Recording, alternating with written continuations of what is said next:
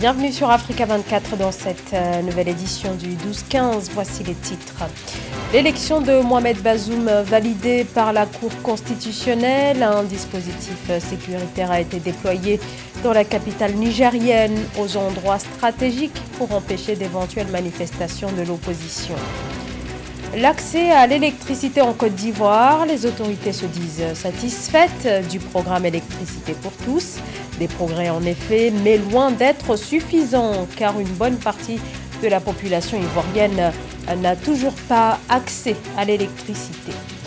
Puis les défis de l'Afrique du Sud, là aussi en matière énergétique, certaines structures se penchent sur la question du financement. Mais tout d'abord, le décès de Guy Brice Parfait Kolela, l'opposant congolais âgé de 60 ans, avait été testé positif au Covid-19 vendredi dernier. Il est mort des suites du virus. Il est décédé dans l'avion médicalisé qui était venu le chercher à Brazzaville dimanche après-midi, précise Christian Cyr Rodrigue Mayanda, son directeur de campagne. Opposant historique, il est apparu cette année comme le seul véritable rival du président sortant Denis Sassou Nguesso à la présidentielle qui s'est tenue dimanche 21 mars au Congo-Brazzaville. Au Niger, la Cour constitutionnelle a confirmé dimanche l'élection de Mohamed Bazoum à la tête du pays. Le nouveau chef de l'État, candidat du pouvoir, prendra ses fonctions le 2 avril. De son côté, Maman Ousmane conteste toujours, il revendique sa victoire avec plus de 50% des voix. Sur place, Niamey, la capitale, est sécurisée pour éviter les manifestations d'opposants. Reportage de notre correspondant au Niger, Sadou Alizé Mokhtar. Risque de troubles à l'ordre public et urgence sanitaire sont les motifs invoqués par les autorités de la ville de Niamey pour interdire la manifestation programmée par la coalition des partis membres de l'opposition politique ce 20 mars 2021. Aussitôt informée, l'opposition politique a intenté une action en référé afin d'obtenir de la justice l'annulation de la mesure d'interdiction. À l'issue d'une audience, le juge a rejeté l'action et a confirmé l'interdiction de la manifestation. Cette décision n'est ni plus ni moins qu'une négation du droit, venant s'ajouter aux multiples atteintes aux droits et libertés dans notre pays, qui nous met en face d'un véritable choix cornélien. La résignation, que nous rejetons évidemment, ou la lutte, qui est la seule option qui s'impose à nous. À travers cette manifestation, l'opposition voudrait réclamer la vérité des urnes et exiger la libération des détenus politiques au rang desquels l'opposant Hama Amadou, le général de l'armée à la retraite Momouni Brema. Avec d'autres personnes, ils ont été interpellés puis placés sous mandat de dépôt au lendemain des émeutes qui ont suivi la proclamation par la CENI des résultats provisoires du second tour de la présidentielle. L'heure est grave. Vous conviendrez avec moi que l'état de droit, la démocratie et la République sont en danger au Niger. Je mesure et salue votre engagement, votre détermination et vous invite à rester mobilisés à défendre notre victoire en attendant sa confirmation par la Cour constitutionnelle.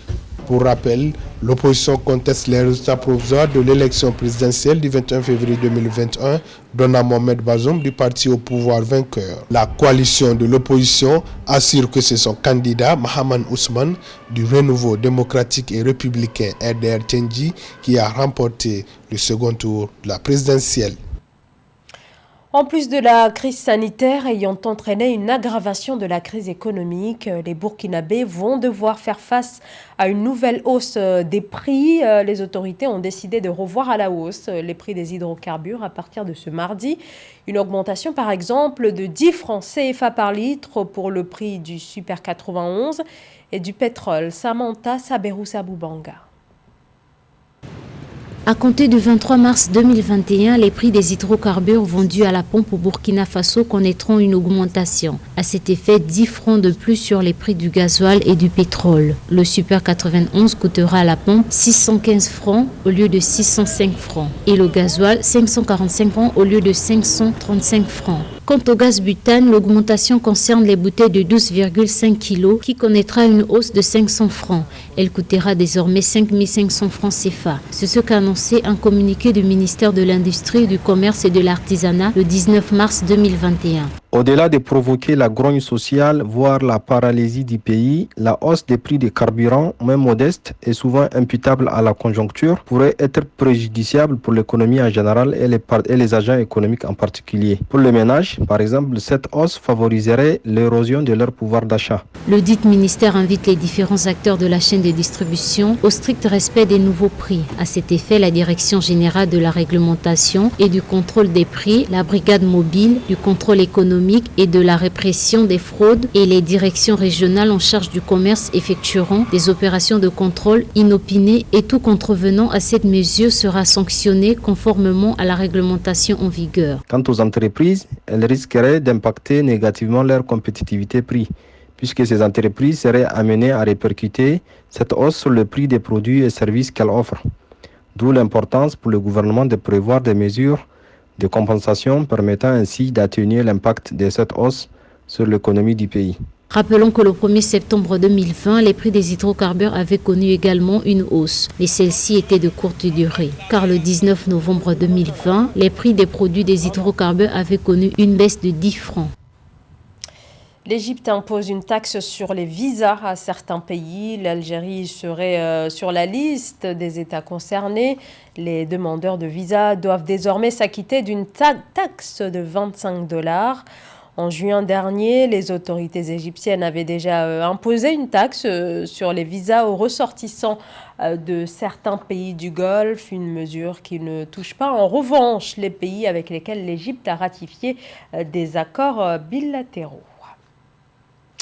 Les ambitions électriques de la Côte d'Ivoire, où le taux d'électrification tourne actuellement autour des 70%. Le pays a fait un bond ces dernières années grâce à son programme Électricité pour tous, qui a permis de raccorder plusieurs foyers, mais une stratégie encore insuffisante dans ce pays où une partie de la population continue de vivre sans électricité. Ange Bijou-Nomenio. Le gouvernement ivoirien se dit satisfait du fonds pour le programme Électricité pour tous. Doté d'une enveloppe de 60 milliards de francs CFA, ce fonds a été créé pour faciliter l'accès à l'énergie électrique. De manière concrète, il s'agit de permettre aux populations bénéficiaires de payer seulement 1000 francs CFA pour le raccordement électrique au lieu des 150 000 francs CFA habituels. C'est une politique plus que généreuse, simplement parce qu'elle permet aux parents, même les plus démunis, dans le fin fond de la Côte d'Ivoire, de bénéficier de l'électricité. Quand vous prenez le taux de couverture des différentes régions de la Côte d'Ivoire et vous comparez ce taux de couverture des différentes régions de la Côte d'Ivoire avec les régimes successifs qui se sont succédés, il n'y a pas photo. 7 ans après son lancement, le fonds Électricité pour tous a donné des résultats plutôt satisfaisants. Selon la Banque mondiale, la Côte d'Ivoire couvre entièrement sa demande intérieure en énergie électrique et dégage un excédent d'environ 10% qu'elle exporte dans la sous-région. Notre pays avait pour capacité installée de production de 1200 MW.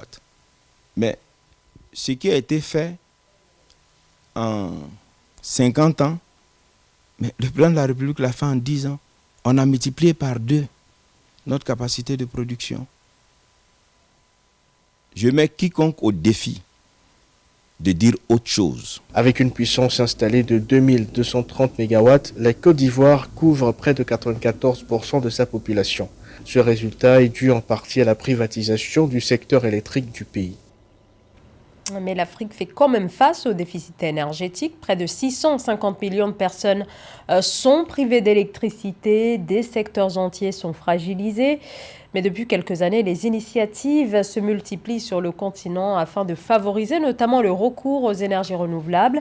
Mais se pose la question du financement, problématique qui se pose notamment en Afrique du Sud où certaines structures tentent de trouver des solutions. Siamlo Victoria Sedji. La compagnie sud-africaine de services médicaux Netcare, cotée sur la bourse de Johannesburg, a levé 67 millions de dollars via des obligations durables émises le 19 mars 2021. Les coupons seront délivrés pour 3 ans à un taux de 5,4% et permettront au groupe Netcare d'adopter des normes de durabilité. Netcare est ravi de faire partie de la communauté mondiale des institutions sanitaires décidées à mener la transition vers un secteur sanitaire plus respectueux de l'environnement. Netcare prévoit d'ici 2030 de convertir ces déchets sanitaires présentant des risques infectieux en déchets non nuisibles, affirmant avoir déjà réduit son intensité énergétique de 24% entre 2020 et 2013. Elle dit vouloir atteindre une réduction supplémentaire de 22% d'ici 2023.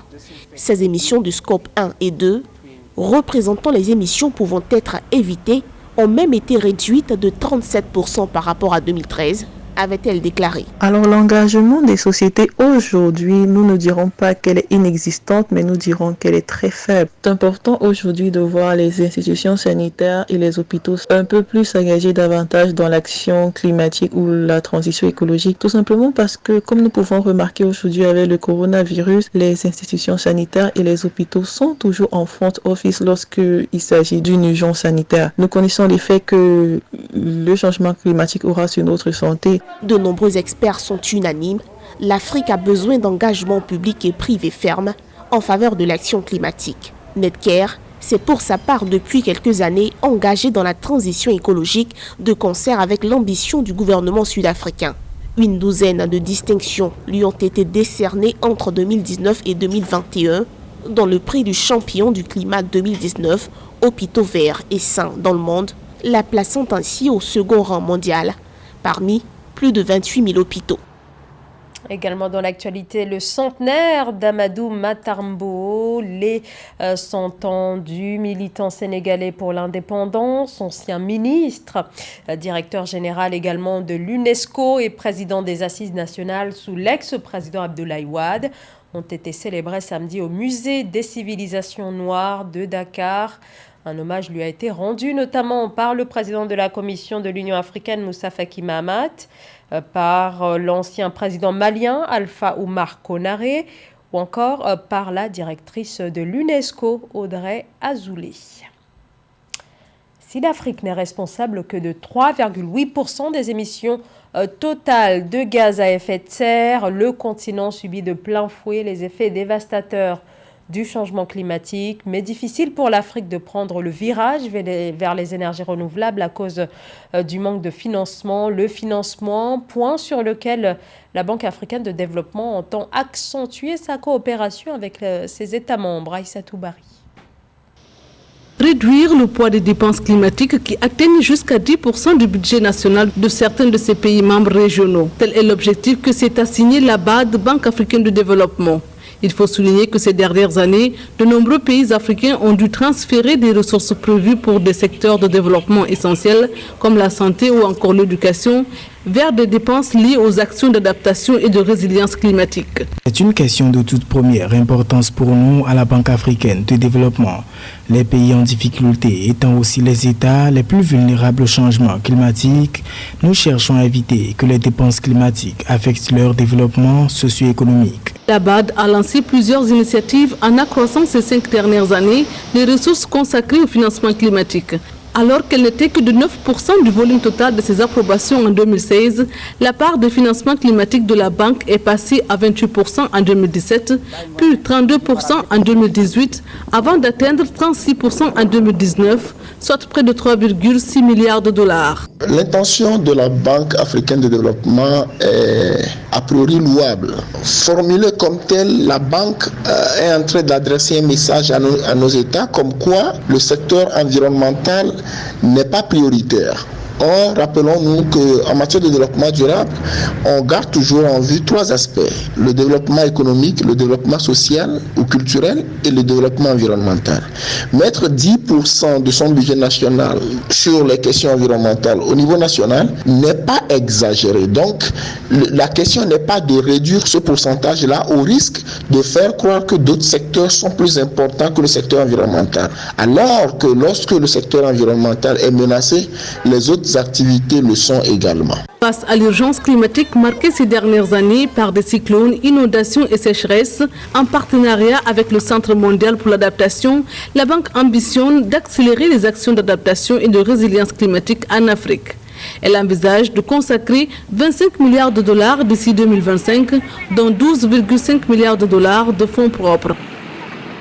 Ce journal a été réalisé par l'ensemble de la rédaction. Merci à vous de nous avoir suivis. Dans un instant, une nouvelle édition de l'actualité sur Africa Matin.